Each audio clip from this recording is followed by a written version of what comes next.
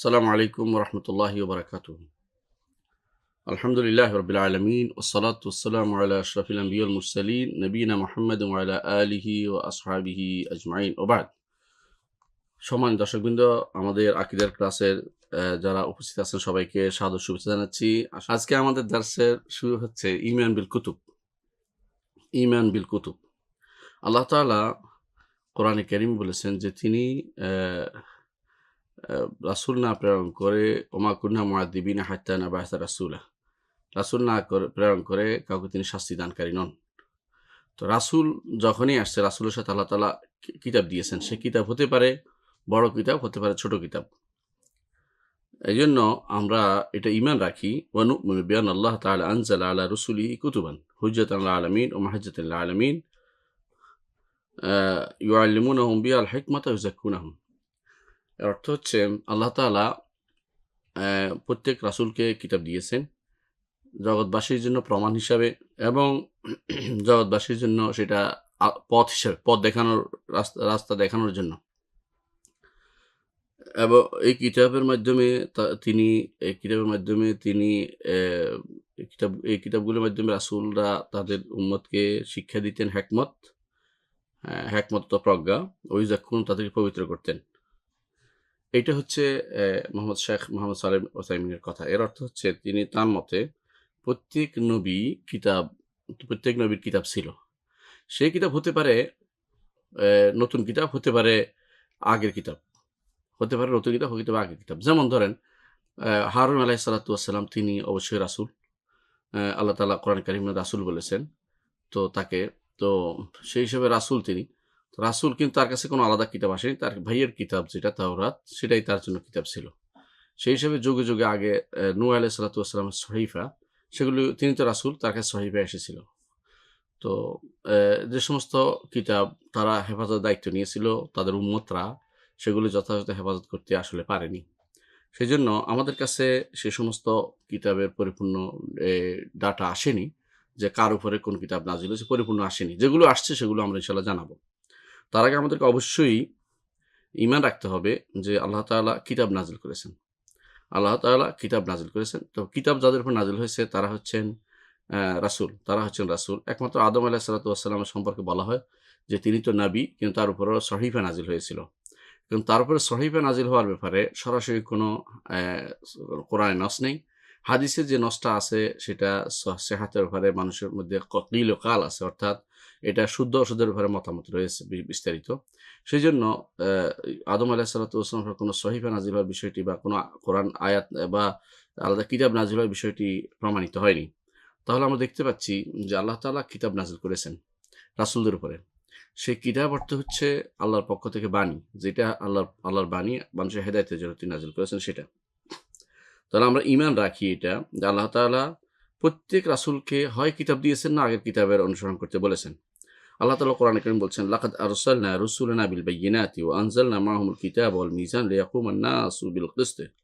সূরা হাদীদের 25 নম্বর আয়াতে আল্লাহ তাআলা বলছেন, অবশ্যই আমরা প্রেরণ করেছি আমাদের রাসূলদেরকে প্রমাণসহ, এবং তাদের সাথে নাজিল করেছি কিতাব এবং মিজান। মিজান অর্থ অ্যা অ্যা মানদণ্ড। সেটা যেটা হচ্ছে যে ভালো মন্দ নির্বাচন করার জন্য কি রাসূলরা সেটা বলে দিবেন যে কোনটা ভালো কোনটা মন্দ, তাদের আমলের কোনটা গ্রহণযোগ্য কোনটা গ্রহণযোগ্য এটা বলে দিবেন।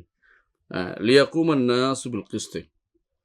অনুরূপভাবে দুনিয়ার মিজান হতে পারে, যেটা দিয়ে ওজন মাপা হয় সেটা, যাতে করে মানুষ ইনসাফের সাথে পরস্পরের মধ্যে দণ্ডায়মান হতে পারে। অর্থাৎ দুইটা জিনিস নাজিল করেছেন আল্লাহ তাআলা বলছেন রাসূলদের মাধ্যমে। একটা হচ্ছে কিতাব, একটা হচ্ছে মিজান। কিতাব হচ্ছে মানে ইবাদত কিভাবে করবে, আর মিজান হচ্ছে দুনিয়ার লেনদেন কিভাবে করবে। এই দুটি জিনিস আল্লাহ তাআলা নাজিল করেছেন রাসূলদের সাথে। এটা কোরআনে কারীমে আল্লাহ তাআলা বলেছেন সূরা হাদীদের 25 নম্বর আয়াতে। এর দ্বারা বোঝা গেল যে আল্লাহ তাআলা অনেক কিতাব দিয়েছেন। তবে আমরা কিতাবের মধ্যে কোরআনে কারীম এবং হাদিস দ্বারা আমরা মাত্র 4টি কিতাব পাই, আর সহিফা অনেকগুলো আমরা পাই, যেগুলো আমরা আলোচনা করব ইনশাআল্লাহ। প্রথমে যে কিতাবটি আলোচনা আমরা পাই তা হচ্ছে যে তাওরাত। কোরআনে কারীমে আল্লাহ তাআলা বলছেন যে ইন্না আনজালনা তাওরাতা ফিহা হুদান ওয়া নূর। আমরা তাওরাত নাজিল করেছি, যাতে হেদায়েত এবং নূর রয়েছে। ইয়াহকুমু বিহান নাবিয়্যুনা আল্লাযীনা আসলামু। এই কিতাব দিয়ে তাওরাত দিয়ে বিচার করতেন নবীরা যারা আত্মসমর্পণ করেছে। কাদের বিচার করতেন? লিল্লাযিনা হাদু ওয়ার রাব্বানিয়ুন, যারা হাদিস ছিল এবং যারা কান্ডারি ছিল, ওয়াল আহবার, এবং আরো বিচার করত যারা কান্ডারি ছিল তারা, এবং আরো বিচার করত আহবার যারা তাদের আলেম শ্রেণী, তারাও এগুলো দিয়ে বিচার করত। কোনগুলো দিয়ে? আল্লাহর কিতাব তাওরাত দিয়ে বিচার করত। বিমাস্তুহফিযু মিন কিতাবিল্লাহ, যেটা তারা নিজেরা হেফাজত করেছিল আল্লাহর কিতাবের, অর্থাৎ তারা অনেক কিছু হেফাজত করতে পারেনি, এটা এখান থেকে বোঝা যাচ্ছে। ওয়া কানু আলাইহি শুহাদা, তারা এর উপর সাক্ষী ছিল, তারা এই কাজটি করেছে। এবং তাদেরকে এই কিতাবের উপর আমল করার জন্য আল্লাহ তাআলা সাক্ষীও গ্রহণ করেছেন। এবং আমরা এটা অন্য আয়াতেও আমরা দেখি যে সাক্ষী কিভাবে গ্রহণ করেছেন। যখন আল্লাহ তাআলা কিতাব দিয়েছেন তখন বলেছিল যে আমরা আল্লাহর কিতাব সরাসরি মানব, যখন আল্লাহ আমাদেরকে না বলে। তো আল্লাহ তাআলা তুর পাহাড় উঠিয়েছিলেন তাদের উপরে, রাফা'না ফাওকাহুম তুরা। তারপর বলেছেন খুযু মা আতাইনাকুম বিকুওয়াতিন, যে তোমরা যা দিয়েছি তা গ্রহণ করো, তখন তারা গ্রহণ করেছিল। এর অর্থ হচ্ছে তাওরাত আল্লাহ তাআলা দিয়েছেন মুসা আলাইহিস সালাতু ওয়াস সালামকে। মুসা আলাইহিস সালাতু ওয়াস সালামকে সেটা দেওয়ার পরে বনী ইসরাইলের সবচেয়ে বড় কিতাব ছিল সেটা। সেটা বর্তমানে এই তাওরাতকে ওল্ড টেস্টামেন্ট তারা বলে থাকে। এই তাওরাতের ৫ টি অংশ রয়েছে। ৫ টি অংশ রয়েছে। তো একটি হচ্ছে অ্যা অ্যা ১ম হচ্ছে সিফরুল খালক বা সৃষ্টি অংশ। তারপরে অ্যা সিফরুল অ্যা আ তারপরে আরো অংশ রয়েছে, বা মোট ৫ টি অংশ রয়েছে। মোট ৫ টি অংশ রয়েছে। ১ম টা হচ্ছে সিফরুল আ আ বাদল খালক বা সৃষ্টির শুরু, রহস্য যেটা, শুরু যেটা সেটা। তো সেটা থেকে আজও পর্যন্ত এখানে এমন তথ্য আছে যেগুলো থেকে মানুষ উপকৃত হয়, বা এগুলি থেকে এখনো অনেকেই তথ্য জানতে পারে। পৃথিবীর আদি ইতিহাসের আদি গ্রন্থ হচ্ছে তাওরাত, এতে কোনো সন্দেহ নেই। তাওরাতের আগের কোনো গ্রন্থ কেউ দেখাতে পারে। তবে সমস্যা হচ্ছে একটাই, সেখানে বিকৃত রূপ রয়েছে। মানুষের হাত ঢুকেছে এবং সেটাকে বিকৃত করা হয়েছে। তাওরাতের ব্যাপারে আমাদের দৃষ্টিভঙ্গি হচ্ছে যে যতটুকু আমাদের শরীয়তের সাথে মিলবে অতটুকু গ্রহণযোগ্য, আর যেটুকু মিলবে না সেগুলো অগ্রহণযোগ্য। আর যেটুকু বিরোধিতা করবে না সেগুলো দেখা যেতে পারে, কিন্তু এগুলোকে কখনো দলিল হিসেবে পেশ করা যেতে পারে না। যদি বিরোধী হয়ে যায় বাদ পড়ে যাবে, বিরোধী না হলে সেটা শোনা যাবে বা ইবরত হাসিল করা যাবে, শিক্ষা নেয়া যাবে। এটুকু পর্যন্ত আমাদের এই তাওরাত দিয়া আমাদের উপর তাওরাতের এর বাইরে তাওরাত আর পড়ার কোনো দরকার নাই। যারা তাওরাত পড়ে বিভ্রান্ত হইতে পারে তারা যেন না পড়ে, সেটাও কথা। যেমন রাসূলুল্লাহ সাল্লাল্লাহু আলাইহি ওয়াসাল্লাম একসময় নিষেধ করেছেন। যখন ওমর ইবনুল খাত্তাব রাদিয়াল্লাহু আনহু তাওরাতের কিছু অংশ এসে পড়তে লাগলেন, রাসূল খুব রাগ করেছেন।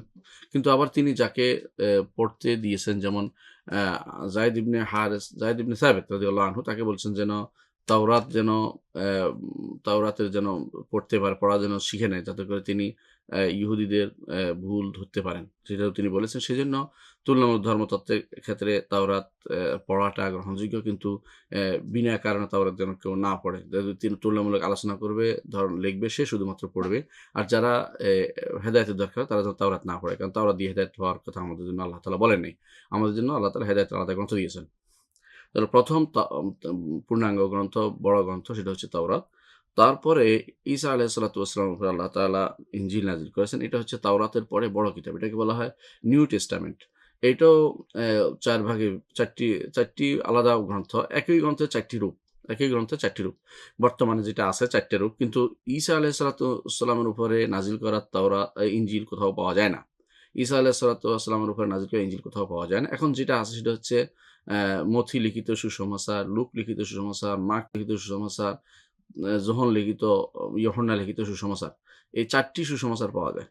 ৪ টি ইনজিলের ৪ টি কপি পাওয়া যায়। ৪ টা একই জিনিসের ৪ টা ৪ টা সংকলন বলতে পারেন। এবং একটার সাথে একটার অনেক জায়গাতে বেমিলও আছে। তারপরেও কিছু মিলও আছে। তাহলে বোঝা গেল যে ওরা একটা ইতিহাস হিসেবে লিখে রাখছিল এটা। এই সিরার কিতাব হিসেবে, বা একটা এই অ্যা ঈসা আলাইহিস সালামের জীবনী হিসেবে লিখে রাখছিল। কিন্তু মূলত এটা মূল ইনজিল নয়। কিন্তু আল্লাহ তাআলা ইনজিল নাযিল করেছেন। আল্লাহ তাআলা বলছেন যে ইনজিল হচ্ছে তাওরাতকে সত্যায়নকারী এবং তাওরাতকে পূর্ণতা প্রদানকারী। আল্লাহ তাআলা বলছেন ওয়া আতাইনাহুল ইনজিল, আমরা ঈসাকে ইনজিল প্রদান করেছিলাম। ফিহি হুদাও ওয়া নূর, তাকে হেদায়েত এবং নূর রয়েছে। ওয়া মুসাদ্দিকাল লিমা বাইনা ইয়াদাইহি মিনাত তাওরাত, আমরা এই ইনজিলকে নাযিল করেছিলাম এর ইতিপূর্বে যে তাওরাত নাযিল করেছি সেটাকে সত্যায়নকারী রূপে, ওয়া হুদান এবং হেদায়েতকার রূপে, ওয়া মাউইজাতান এবং উপদেশ রূপে লিল মুত্তাকিন, মুত্তাকিদের জন্য। আ এরপর আল্লাহ তাআলা আ বলছেন ওয়ালি উহিল্লা লাকুম বা'দাল্লাযী হুররিমা আলাইকুম, এবং এই জন্য নাজিল করেছেন যে তাওরাতে যে সমস্ত জিনিস হারাম করা হয়েছিল ইহুদিদের উপরে তার কিছু হালাল করার জন্য। তাহলে সূরা মায়দার ৪৬ এবং আলে ইমরানের ৫০ নম্বর আয়াতে আল্লাহ তাআলা ইনজিল নাজিল হওয়ার কারণ তিনি উল্লেখ করেছেন। যে ইনজিল কেন আল্লাহ তাআলা দিয়েছিলেন তাদেরকে। ইনজিলের মধ্যে হেদায়েত আছে, নূর আছে, পূর্ববর্তী কিতাবের তাওরাতের সত্যায়ন আছে এবং হেদায়েত রয়েছে। তাতে রয়েছে উপদেশ এবং সাথে, সাথে তাওরাতের মধ্যে যে সমস্ত বিধি কঠোর ছিল সেগুলোকে হালকা করা হয়েছে বা সেগুলোকে অনেকটা ছাড় দেয়া হয়েছে। এবং হারাম অনেক বেশি করা হয়েছিল, সেগুলো অনেকটা ছাড় দেওয়া হয়েছিল। তাহলে আমরা দেখতে পাচ্ছি যে ২ টি কিতাব, একটি হচ্ছে তাওরাত, একটি হচ্ছে ইনজিল। এই ২ টি হচ্ছে মুসা এবং ঈসা আলাইহিস সালাতু ওয়াস সালামের উপর নাজিল করা কিতাব। ৩ নম্বর কিতাব হচ্ছে জাবুর। জাবুর যদিও আমরা উল্লেখ করতেছি পরে, কিন্তু এটা আসলে দাউদ আলাইহিস সালাতু ওয়াস সালামের উপরে নাজিল হয়েছে। আল্লাহ তাআলা কোরআনে কারীম বলেছেন, ওয়া আতাইনা দাউদা জাবুরা। আর আমরা দাউদকে জাবুর দিয়েছিলাম। অন্য আয়াতে আল্লাহ তাআলা বলছেন, ওয়ালাকাদ কাতাবনা ফিজ জাবুরি মিন বা'দি যিকরি আন্না আরদ ইয়ারিসুহা ইবাদিয়াস সালিহুন। জাবুর আমরা লিখেছি কিতাবের পরে, স্মরণিকার পরে, যে জমিন তারাই জমিনের অধিকারী হবে যারা জমিকে যথাযথভাবে জমিনের উপর যথাযথভাবে সুন্দর করে সেটাকে সংশোধন করতে পারে। ইবাদিয়াস সালিহুন। তো এই ভালো লোকদেরকে আল্লাহ তাআলা জমিনের বানাবেন। এই জমিন বলতে কি জমিন বুঝাইছে? ২ টি অর্থ আছে। কেউ বলছে দুনিয়ার জমিনে যারা যোগ্য তারাই নেতৃত্ব দিবে, এক অর্থ। আরেক অর্থ হচ্ছে না, এখানে জমিন বলতে জান্নাত বোঝানো হয়েছে। জান্নাতে তারাই যাবে যারা নেককার, এটা বলা হয়েছে। তো এইটা দ্বিতীয় অর্থটাই বেশি অ্যাপ্রোপ্রিয়েট এখানে। এইজন্য অনেকেই বলে থাকেন যে ঈমানদার চেয়ে বর্তমানে কাফেররা তো বেশি ক্ষমতাধর হয়ে আছে। তাহলে কি তারা বেশি নেককার নাকি? না, এই নেককার হিসেবে নয়। দুনিয়াতে যারা যোগ্য এই অর্থ হইতে পারে। আর আখিরাত সালেহ যখন হবে, আখিরাত হলে তখন অর্থ হবে নেককার। এর অর্থ হচ্ছে যে তাওরাত বা জাবুরের এই যে ভবিষ্যৎবাণীর অর্থ হচ্ছে আল্লাহ তাআলা যারা যোগ্য তাদেরকে ক্ষমতাসীন করান, এক অর্থ দুনিয়ার বুকে হইলে। আর আখিরাত হইলে যারা নেককার তাদেরকে আল্লাহ তাআলা জমিন অর্থাৎ তিলকাল জমি আল্লাহ তাআলা কোরআনে কারীম বলেছেন, তিলকাল জান্নাতুল্লাতী নুরিসু মিন ইবাদিনা মান কানা তাকিয়া। যার এই জমিনে এই আর ইয়ার জমিন জান্নাতের জমিকে আল্লাহ তাআলা যারা নেককার তাদের জন্য মুত্তাকি যারা তাদেরকে ওয়ারিস বানাবেন। সেটার একই অর্থ হতে পারে। তাহলে আমরা দেখতে পাচ্ছি যে তাওরাত, ইনজিল, জাবুর এই ৩ টি কিতাব আমাদের পূর্ববর্তী নবীদের উপরে নাজিল হয়েছে, রাসূলদের উপর নাজিল হয়েছে। আরো ২ টি ইয়ার কথা কোরআনে কারিমে আসছে। ২ টি সহিফার কথা আসছে। আল্লাহ তাআলা কোরআনে কারিমে সুহুফ ইব্রাহিম ও মুসা, সুহুফ ইব্রাহিম ও মুসা, ইব্রাহিম আলাইহিস সালাতু ওয়াস সালাম এবং মুসার উপরে সহিফা নাজিল হওয়ার কথা কোরআনে কারিম বলছেন সূরা আলার মধ্যে, সুহুফ ইব্রাহিমা ওয়া মুসা। তো এইখানে একটা জিনিস দর্শনীয়, সেটা হচ্ছে ইব্রাহিম আলাইহিস সালাতু ওয়াস সালামের উপর কোনো কিতাব নাজিল হয় নাই, সহিফা নাজিল হয়েছে। সেখানে সহিফা অর্থ হলো ছোট কিতাব, ছোট চিঠির মতো। সেখানে বিশেষ নির্দেশনা থাকতো যে এটা করো, এর বাইরে যেও না। যেমন প্রত্যেকেই শিরকের কথাটা বলছে যে শিরক করা যাবে না, এটা ঠিক আছে। এরপরে ইবাদত কিভাবে করতে হবে নবীরা শিখিয়ে দিয়েছেন। তারা যা বলেছেন সেটা অনুসারে চললেই তাদের জন্য যথেষ্ট ছিল। আর মুসা আলাইহিস সালাতু ওয়াস সালামের উপর আল্লাহ তাআলা তাওরাতের বাদেও, তাওরাত ছাড়াও আলাদা সহিফা নাজিল করেছেন, আলাদা কিছু চিঠি দিয়েছেন। সেটাকে বলা হয় সুহুফে মুসা, ইব্রাহিম আলাইহিস সালামের সহিফা। এগুলো হচ্ছে পূর্ববর্তী কিতাব। আর অন্যান্য কিতাবের কথা আসলে সহিহ হাদিস দ্বারা সাব্যস্ত হয়নি। অন্যান্য যে সমস্ত সহিফার কথা বলা হয় যে শীসের উপরে ৩০টা বা ইদ্রিসের উপরে ১০টা বা এই জাতীয় যে সমস্ত বর্ণনা আছে, এবং যেটা ইমাম ইবনে কাসির রাহমাতুল্লাহ আলাইহি এনেছেন বা অন্যরা এনেছেন, কিন্তু এই বিশুদ্ধ সনদ দিয়ে সেগুলো সাব্যস্ত হয়নি। সনদের মধ্যে দুর্বলতা রয়েছে। সর্বশেষ যে কোরআনে কারীম, সেটার কথা আমরা উল্লেখ করিনি, ৫ম নম্বর যেটা, সেটা হচ্ছে কোরআনে আযীম, মহান কোরআন। আল্লাহ তাআলা কোরআনে কারীমে তার নাম দিয়ে ইন্নাহু লাকুরআন কারীম ফি কিতাবিম মাকনুন লা ইয়ামাসসুহু ইল্লা মুতাহহারুন, কোরআন কারীম বলেছেন। আবার ইন্নাহু লাকুরআন আযীম, কোরআনে কারীমে আল্লাহ তাআলা আযীম বলেছেন, মহান বলেছেন কোরআনকে। আবার বাল হুয়া কোরআনুম মাজিদ, কোরআনে কারীমকে মাজিদ বলেছেন আল্লাহ তাআলা, অর্থাৎ সম্মানিত বলেছেন। এর অর্থ হচ্ছে কোরআনে কারীম বড়, সম্মানিত এবং কোরআনে কারীম মর্যাদাপূর্ণ, এটা হলো বলার উদ্দেশ্য। এবং এটা হচ্ছে আল্লাহর সর্বশেষ বাণী, যে অর্থাৎ যে সর্বশেষ যে কিতাব আকারে আসা বাণী। আল্লাহ তাআলার বাণীর কোনো শেষ নেই, তিনি এখনো কথা বলেন, সবসময় কথা বলে যাচ্ছেন। কিন্তু আমাদের জন্য যা পড়লে ইবাদত হবে, যা দিয়ে সালাত আদায় করতে হবে, এবং যা এক হরফে ১০ নেকি করে পাওয়া যাবে, এবং যেটা দিয়ে আল্লাহর নৈকট্য অর্জন করার কথা, সেটা হচ্ছে কোরআনে কারীম। এই কোরআনে কারীম আল্লাহ তাআলা এটাকে আমাদের নবী মুহাম্মদ সাল্লাল্লাহু আলাইহি ওয়াসাল্লাম নাযিল করেছেন। আল্লাহ তাআলা বলছেন, ওয়া আনজালনা ইলাইকাল যিকরা, আপনার উপর জিকির নাযিল করেছেন অর্থাৎ কোরআন নাযিল করেছেন। আল্লাহ তাআলা বলছেন সূরা বাকারা ১৬৫ নম্বর আয়াতে আল্লাহ তাআলা বলছেন যে শাহরু রমাদান আল্লাযী উনজিলা ফিহিল কোরআন হুদাল লিন-নাস ওয়া বাইয়িনাতিন মিনাল হুদা ওয়াল ফুরকান। শাহরু রমাদান, যেখানে কোরআন নাযিল করা হয়েছে, শাহরু আল্লাযী উনজিলা ফিহিল কোরআন হুদাল লিন-নাস, মানুষের হেদায়েতের জন্য এবং হেদায়েত এবং সত্য মিথ্যার পার্থক্যকারী প্রমাণ হিসাবে আল্লাহ তাআলা নাযিল করেছেন এই কোরআনে কারীমকে। অনুরূপভাবে কোরআন কারীমকে আল্লাহ তাআলা পূর্ববর্তী কিতাবসমূহের সত্যায়নকারী এবং সত্য মিথ্যা নির্ধারণকারী হিসেবে নাযিল করেছেন। পূর্ববর্তী কিতাবসমূহের সত্যায়নকারী এবং সত্য মিথ্যা নির্ধারণকারী হিসেবে নাযিল করেছেন। এর অর্থ হচ্ছে কোরআনে কারীমের বিশেষ গুণ হচ্ছে, ১ নম্বর হচ্ছে যে এটা হেদায়েতকারী মানুষের জন্য, ২ নম্বর হচ্ছে এটা প্রমাণ, হেদায়েতের প্রমাণ এবং সত্য এবং মিথ্যার পার্থক্যকারী ৩টি। চতুর্থ হচ্ছে মুসাদ্দিকাল লিমা বাইনা ইয়াদাইহি মিনাল কিতাব, পূর্ববর্তী কিতাবসমূহের সত্যায়নকারী। আর পঞ্চম হচ্ছে মুহাইমিন আলাইহি, সেটার মধ্যে সত্য মিথ্যা এটার মধ্যে বিচারক হিসাবে। মুহাইমিন হচ্ছে বিচারক, অর্থাৎ আগেকার কিতাবগুলি কোন কথাটা এখনো সত্য রয়ে গেছে আর কোনটা মিথ্যা মানুষে বানাই ফেলছে, এটা নির্ধারণ করতে হবে কোরআনে কারীম শুনে। কোরআনে কারীমে যেটা বলা হয়েছে ওখানে যদি একই জিনিস বলা হয়ে থাকে, তো এখানে ২ রকম পাওয়া গেলে, একই কথা দুই রকম পাওয়া গেলে খবরের দিক থেকে বিশ্বাস করতে হবে যে কোরআনটাই সত্য, ওখানটা মিথ্যা। আর যদি শরীয়ত হয় তাহলে ওখানকার শরীয়ত আগের ছিল, এখন নতুন শরীয়ত আসছে, সুতরাং নতুন শরীয়তে আসার পরে আগের শরীয়তের আমল করা চলবে না। আর যদি খবর হয়, যদি সংবাদ হয়, যেমন আল্লাহ সম্পর্কে, রাসূল সম্পর্কে, আখিরাত সম্পর্কে, তাহলে আমাদেরটা গ্রহণযোগ্য হবে, ওদেরটা যদি যদি উল্টাপাল্টা হয় আমাদের সাথে মিশে গেলে আলহামদুলিল্লাহ, না মিশলে আমাদেরটা গ্রহণযোগ্য হবে, ওদেরটা কেউ না কেউ সেটাকে পরিবর্তন করেছে। কারণ খবর তো সেখানে কোনো নস্খা আসে না, খবরের মধ্যে কোনো রহিত করার কোনো কিছু নেই। আল্লাহ তাআলা সবসময় তার সৃষ্টির ব্যাপারে সত্য খবরই দিয়েছেন এবং সত্যটা বিশ্বাস করতে হবে। তো ওই কোরআন দিয়ে এইজন্য ৭ম যে বৈশিষ্ট্য সেটা হচ্ছে আল্লাহ তাআলা এই কোরআন দিয়ে পূর্ববর্তী সমস্ত কিতাবকে রহিত করে দিয়েছেন। এবং আ ৮ম যে হচ্ছে বৈশিষ্ট্য হচ্ছে যে এই কোরআনকে আল্লাহ তাআলা কোনো অনাকাঙ্ক্ষিত হাত বা কোনো কেউ পরিবর্তন করবে এমন হাত থেকে আল্লাহ তাআলা সেটাকে মুক্ত ঘোষণা করেছেন। অনুরূপভাবে কেউ বিকৃতি করবে সেটা থেকে আল্লাহ তাআলা এটাকে মুক্ত ঘোষণা করেছেন। এজন্য আল্লাহ তাআলা বলছেন, ইন্না নাহনু নাযালনা যিকরা ওয়া ইন্না লাহু লাহাফিজুন। সূরা হিজরের ৯ নম্বর আয়াতে আল্লাহ তাআলা বলছেন, সূরা হিজরের ৯ নম্বর আয়াতে আল্লাহ তাআলা বলছেন যে আমরা এই জিকির নাযিল করেছি এবং এটাকে আমরা হেফাজত করব। এর অর্থ হচ্ছে আল্লাহ তাআলা এই কোরআন নাযিল করেছেন এবং কোরআন হেফাজতের দায়িত্ব আল্লাহ তাআলা নিয়েছেন। কিন্তু তাওরাত, ইনজিল এটার হেফাজতের দায়িত্ব আল্লাহ নেন নাই। তিনি বলছেন বিমাস্তুহফিজু মিন কিতাবিল্লাহ, তারা যা হেফাজত করেছে। মানুষের হেফাজতের ত্রুটি থাকার কারণে তারা হেফাজত করতে পারেনি। আর কোরআনে কারীম আল্লাহ তাআলা নিজে হেফাজতের দায়িত্ব নিয়েছেন। এজন্য লক্ষ লক্ষ বা কোটি মানুষ কোরআন মুখস্থ করে এবং কেউ একটি শব্দ ভুল করতে পারে না। আরেকজন সেটা বিরোধিতা করে যে কেন ভুল করলো এবং সেটাকে শুধরিয়ে দিয়ে থাকে। এবং কোরআনে কারীম আজ পর্যন্ত কেউ এটার ভুল করার কোনো সুযোগ নেই। হ্যাঁ, কোরআনে কারীম পড়ার বিভিন্ন রীতি আছে। এটা সবটাই কোরআন। অর্থাৎ ৩-৪ রকমের বা ৭ রকমের, ৮ রকমের, ১৪ রকমের, ১৬ রকমের, যত রকমের পড়া হোক, পুরোটাই কোরআন। সুতরাং কেউ যদি আপনাদের বলে যে কোরআনেও তো ভিন্ন ভিন্ন পড়া হয়, বলে হ্যাঁ, পড়াটা সহ কোরআন। আল্লাহ তাআলা এইভাবে নাযিল করেছে। এভাবে নাযিল করেছে, অর্থাৎ আল্লাহ তাআলা এটাকে এত ভাব গাম্ভীর্যপূর্ণ হিসাবে বিভিন্ন বিভিন্নভাবে নাযিল করেছেন এবং এটা বিভিন্ন কেরাত সহ নাযিল করেছেন। সুতরাং এখানে কেউ কোনো কথা বলার অধিকার রাখে না। এই নয় যে এটা আল্লাহ তাআলা একটা শব্দ নাযিল করেছেন। আল্লাহ তাআলা শব্দ কেরাত সহ নাযিল করেছেন। ৩-৪ রকমের পড়ার নিয়ম এবং অর্থ সহ নাযিল করেছেন।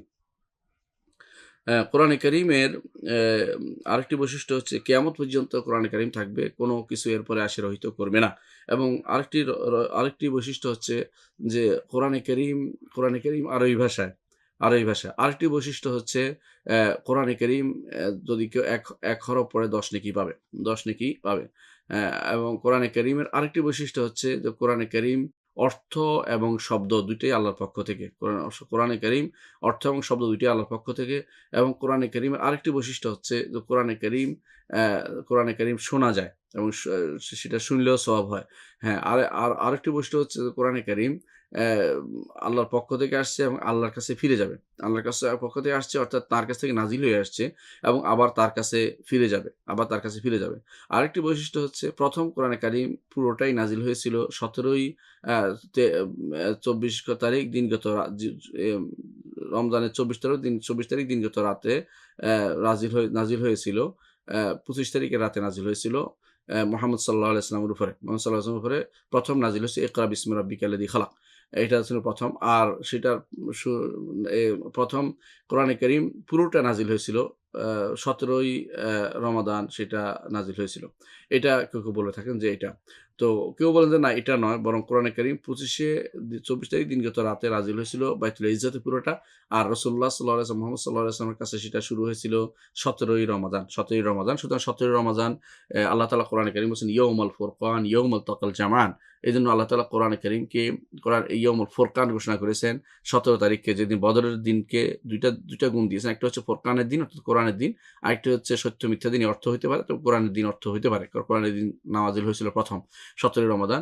এবং ইয়াউমাল তাকাল জামআন, যেদিন উভয় দল অর্থাৎ কাফের এবং ঈমানদার দুইটি একসাথে হয়েছিল, তো অর্থাৎ বদরের যুদ্ধে, সেদিন ওই 17 তারিখের বিশেষ গুরুত্ব রয়েছে। কোরআনে কারীমের আরেকটি বৈশিষ্ট্য হচ্ছে যে একসময় কোরআনে কারীম উঠে চলে যাবে। যেভাবে আসছে সেভাবে সেটা চলে যাবে। যেভাবে আসছে সেভাবে সেটা চলে যাবে। তখন আসছে যেভাবে আবার এটা উঠে চলে যাবে। কাগজ থাকবে, লেখা থাকবে না। কাগজ থাকবে, লেখা থাকবে না। এটা কোরআনে কারীম বৈশিষ্ট্য।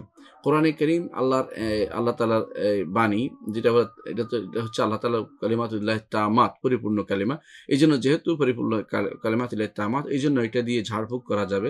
রাসূলুল্লাহ সাল্লাল্লাহু আলাইহি ওয়াসাল্লাম এটা বলতেন, আউযু বিকালিমাতিল্লাহি তাম্মাত মিন শাররি মা খালাক। আল্লাহর আউযু বিকালিমাতিল্লাহি তাম্মাত মিন শাররি মা খালাকা, পরিপূর্ণ কালেমা সমূহ দিয়ে আল্লাহর কাছে আশ্রয় চেয়েছেন যে মানুষের কোনো অনিষ্ট থেকে যেন মানুষের অনিষ্ট থেকে মুক্ত থাকার জন্য। তাহলে কোরআনে কারীম যেহেতু আল্লাহর সিফাত, আল্লাহর গুণ এবং আল্লাহর বাণী, এবং সেটা পরিপূর্ণ কালিমা, এটা দিয়ে এটা ওসিলা দেয়া যাবে এবং এটা দিয়ে শিফা অর্জনের জন্য ব্যবহার করা যাবে। এ হচ্ছে কোরআনে কারীমের কিছু বৈশিষ্ট্য আমি উল্লেখ করলাম। পূর্ববর্তী কিতাবসমূহ ছিল, কোরআনে কারীম কিয়ামত পর্যন্ত অবশ্যই থাকবে। পূর্ববর্তী কিতাবসমূহ একটা সুনির্দিষ্ট মেয়াদ পর্যন্ত ছিল। এরপরে সেটার আর কোনো কার্যকারিতা নাই। এইজন্য সেটা পরবর্তী যেটা আসছে, আগের কিতাবের পরে যেটা আসছে এটাকে নষ্ট করে দেয়। যেমন তাওরাতে অনেক বিধান আসছে, ইনজিল আইসা সেই বিধানগুলোকে রহিত করে দিয়েছে। আর এইভাবে অ্যা ই ইনজিলের পরে মুহাম্মদ সাল্লাল্লাহু আলাইহি ওয়াসাল্লামের উপরে যে কোরআন নাজিল হয়েছে, তা পূর্ববর্তী বিধানগুলো, অনেক বিধানকে রহিত করে দিয়েছে এবং অনেক বিধানকে আত্মস্থ করে নিয়েছে কোরআনে কারীম, যে এটাকে এই শরীয়ত হিসেবে গ্রহণ করে নিয়েছে। যেমন কিসাসের মাসালাটা পুরোপুরি তাওরাতে ছিল। ইসলামও সেটাকে গ্রহণ করে নিয়েছে এবং ইসলাম সেটা অনুমোদন করেছে এবং সেটা ইসলামে রয়েছে। অনুরূপভাবে আরো কিছু মাসালা কোরআনে আগের কিতাবও ছিল, আমাদের কিতাবও রয়েছে। আম এইজন্য এটার উপরে শাইখ হোসেন মাহমুদ বিন আব্দুল ওয়াহাব রাহিমাহুল্লাহর একটা অ্যা আছে, আলোচনা, যেখানে বা লেখা আছে, যেখানে তিনি উল্লেখ করেছেন যে আগেকার কিতাবে কি ছিল এবং কি পরিবর্তন হয়েছিল। অ্যা উল্লেখ করেছেন তিনি, একটা কিতাব আছে মাসাইলুল জাহিলিয়া আল্লাতী খালা ফিহা রাসূলুল্লাহ সাল্লাল্লাহু আলাইহি ওয়াসাল্লাম আহলাল জাহিলিয়া। আ জাহিলি যে সমস্ত রসুম বা মাসাইলের ব্যাপারে রাসূলুল্লাহ সাল্লাল্লাহু আলাইহি ওয়াসাল্লাম তাদের জাহিলীদের বিরুদ্ধে করেছিলেন। বাকি যেগুলো ছিল সেগুলো আরাবিয়ান কাস্টম হিসেবে গ্রহণ করেন, এবং এগুলো নবীদের হিসেবে, আগেকার কোনো নবীর, বিশেষ করে ইব্রাহিম এবং ইসমাঈল আলাইহিস সালাতু ওয়াস সালামের কোনো আসার হিসেবে এই কোরআনে রয়ে গেছে এবং সেটা এখনো বলবৎ রয়েছে। যেমন অ্যা যেটাকে আমরা বলতে পারি, যেটা খতনার বিষয়টা, সেটা হচ্ছে ইব্রাহিম আলাইহিস সালাতু ওয়াস সালামের সেই আসরটা এখন, বা সেই প্রভাবটা এখনো রয়ে গেছে এবং সেটা হচ্ছে ইসলাম গ্রহণ করে নিয়েছে। কারণ এটা হচ্ছে মিল্লাতে ইব্রাহিমিক হওয়ার কারণে। মিল্লাত আবিনা ইব্রাহিম, আমাদের পিতা ইব্রাহিমের মিল্লাত হিসেবে এটা গ্রহণ করে নিয়েছে। তাহলে আমরা দেখতে পাচ্ছি যে পূর্ববর্তী কিতাবসমূহ অবস্থা হচ্ছে এটা, পরবর্তী কিতাব আসার পরে পূর্ববর্তী কিতাবের কার্যকারিতা রহিত হয় এবং যেগুলো রহিত হয় না সেগুলো পরবর্তীতে আমলযোগ্য হয়। যেমন তাওরাতের ব্যাপারে তাওরাতের অনেক বিধান ইনজিলের মধ্যে আছে, এবং অনেকগুলো পরিবর্তন করা হয়েছে। কিন্তু কোরআনে কারীম নাজিল হওয়ার পরে পূর্ববর্তী কিতাবের প্রতি আর তাকানো যাবে না, বা সেগুলোতে কোনো আহকাম নেয়া যাবে না, আকীদা নেয়া যাবে না। হ্যাঁ, সেগুলো যদি কোনো কথা আসে যেগুলো আমার কোরআন সুন্নাহ বিরোধী নয়, সেগুলি শিক্ষা নেয়া যাবে এবং শুধুমাত্র, এবং সেগুলো বলা যাবে যে এটা আসছে, বিরোধী নয়। কিন্তু বিরোধী হলে সেটা কখনো গ্রহণযোগ্য হবে না। পূর্ববর্তী কিতাবসমূহ পরিবর্তিত হয়েছে, বিকৃত হয়েছে। মানুষের নাপাক হাত সেখানে ঢুকে পড়েছে। মানুষ নিজেরা কিছু লিখে দিয়েছে। আল্লাহ তাআলা কোরআনে কারীম বলেছেন, ফাওয়াইলুল লিযিনা ইয়াকতুবুনা কিতাবা আইদিহিম সুম্মা ইয়াকুলুনা হাযা মিন ইনদিল্লাহ। তাদের জন্য ধ্বংস, যারা নিজের হাতে কিতাব লিখে তারপর এটা আল্লাহর পক্ষ থেকে আসছে বলে। এই জন্য আগেকার কিতাবগুলো নয়, পরিপূর্ণভাবে ত্রুটিমুক্ত নয়। সেখানে বাড়তি হয়েছে, কমতি হয়েছে এবং বিকৃতি হয়েছে। আল্লাহ তাআলা কোরআনে কারিমে এই জন্য বলছেন, মিনাল্লাযিনা হাদু ইউহাররিফুনাল কালিমা আন মাওয়াদিহি। যারা ইহুদি, মিনাল্লাযিনা হাদু, যারা ইহুদি হয়েছে, ইহুদি এই জন্য বলা হয়, হাদা অর্থ কোনো কিছু নাড়াচাড়া করা। তারা কোরআন, তাদের বই পড়ার সময়, কিতাব পড়ার সময় এরকম নড়তো, এই জন্য হাদা বলেছে কেউ বলছেন। কেউ বলছে এটার জন্য না, বরং হাদা অর্থ মিল না, মা আলা, অর্থাৎ তারা এ আল্লাহর দ্বীনের দিকে ঘুরে গেছে এই জন্য। কেউ বলছে না এটা না, মানে ইহুদের দিকে নিসবত করে হাদু বলা হয়েছে। যেদিকে বলা হোক, যারা ইহুদি হয়েছে, যেটা হোক, যারা ইহুদি হয়েছে, ইউহাররিফুনাল কালিমা আন মাওয়াদিহি, তারা তারা কি করে, তাদের কিতাবের শব্দকে পরিবর্তন করে তার স্থান থেকে, অর্থাৎ এখান থেকে ওখানে নিলে ওখান থেকে ওখানে পরিবর্তন করে, তাতে করে ভিন্ন অর্থ প্রদান করে। এটা ইহুদিদের কারসাজি। তাই জন্য তাদের কি তাওরাতের মধ্যে তারা অনেক পরিবর্তন করেছে। আপনি যদি কোনো 200 বছরের আগের তাওরাত পড়েন আর এখনকার তাওরাত পড়েন, অনেক পরিবর্তন পাবেন। ঠিক 200 বছর আগে, আরো 200 বছর আরো আগে যান, 400 বছর আগে, দেখবেন যে আরো ভিন্ন রকম তাওরাত ছিল।